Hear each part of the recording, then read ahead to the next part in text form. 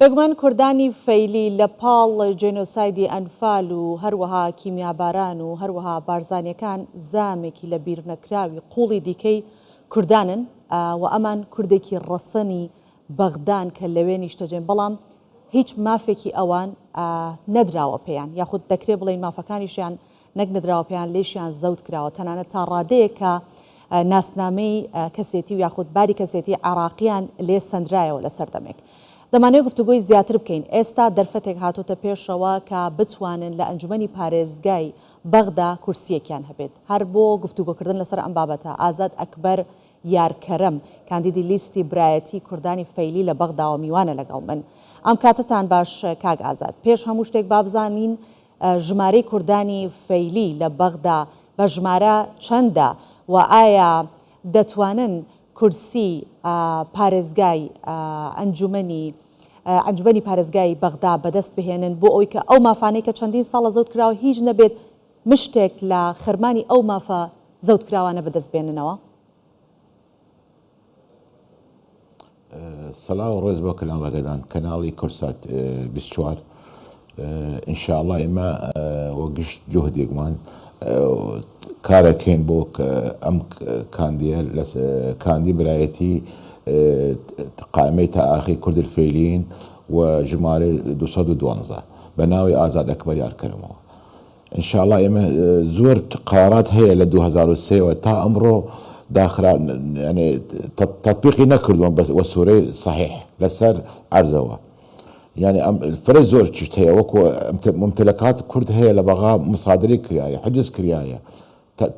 كاريا كين تعويض اهالي الشهداء غاني شو تكيانا بكين وكو اي باقي قوميان. اما التجربان هي الحمد لله والشكر لاقليم كردستان في مجال اعمار وخدمات بين السر او بين السري بغا تجربه بكين بو عاصمه بغداد ان شاء الله بو كرد فيليان. دو اول شيء اما زور كرد مان هي لخارج العراق حزا كان بقرنا بو عرض العراق وحق خويان بدين بيان لسر مالو ملكيان. دو اول شيء فقريه تركمان هي تشكيل لجنه باشا كان آزاد پیش اوی که باسی او ژمارە کوردە بکەین کە لە دەرەوەی عێراقن چەند کەس کورد فەیلی لە بەغدا ژیان تۆم ژمارەگەیان بزانم و ژمارە چەندی کورد فەیلی دیریم لە بەغدا؟ والله حقيقة يعني 600 تا 700 هزار كرد لبغا هيا يعني اما كرد الشريحة قولاقين لبغا ودواء حقوق خمانة كين دواء شيء كان دي بو اما زور مهم لبغا شو كان ديغا كان دي خدمية بو خلقان وبو فقير وهجار تان خدمة أملت كردة بكين لبغا اي شريحة كردة فيلي لبغدا زور مهمة دواء إن شاء الله دوا كارين دس بدس بقينا أو ما بستا خدمتیان بکەین. باشە کاک ئازاد تا چەند کار کردینە من وەزوان خانەقینی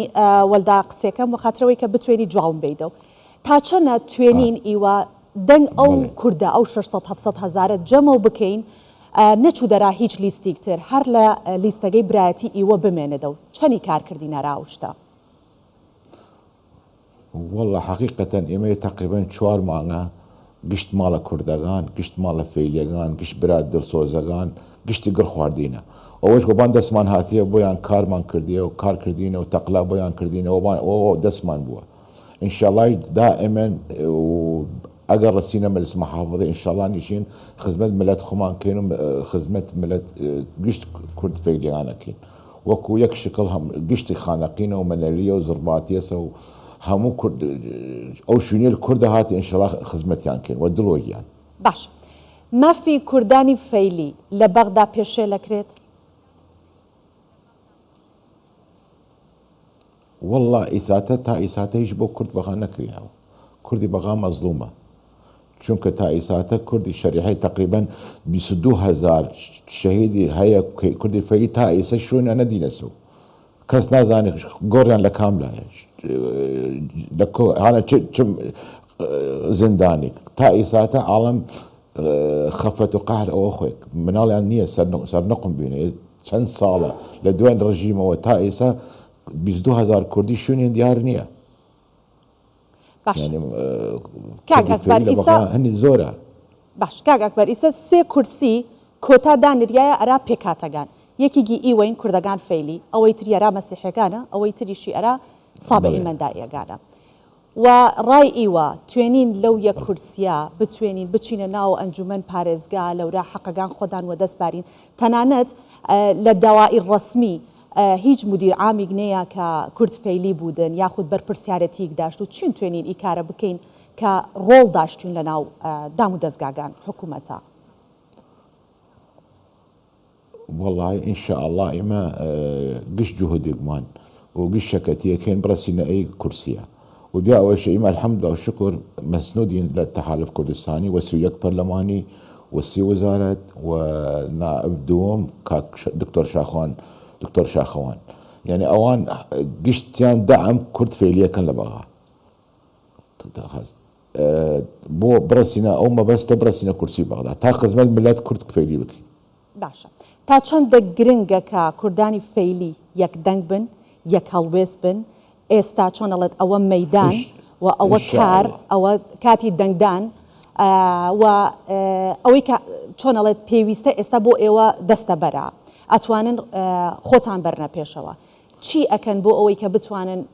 دەنگی کوردانی فەیلی ببەنە ناو شوێنی مەبەستەوە ئەگەر ئینشاڵڵا و کورسیتان بەدەستێنە والله إما برنامج ما دانا ولا سر أرز إن شاء الله رسينا أو كرسية وقشت لجانك ووعد دين بين خلقي بغاء وخلقي كردي فيلي بالأخص بيان جي وجيبكين يعني كردي بغاء زور مظلومتي زورة لقشت ناحية قانو ناحية خدمات ناحية تعيينة ناحية انفالة ناحية يعني زور هن يعني هي ودي أول شيء إما إجحاف كريا وحق كرد الفيلين يكرسي دانا سبيمان يعني شخصات حفظتها زارية كرسي بدن في زور كما بوين يعني إيوة داوي كرسي زيادة كردين أو يتردي بلي يا كرسي كما بو كردي بغا شريحة قوراقني ملا بغا يعني شخصات حفظتها زار كم نية يا كرسي كأنما نانا سمان عقلية يعني مش شريحة قوراقني لبغا أو إجحافه بحق كرد الفيلين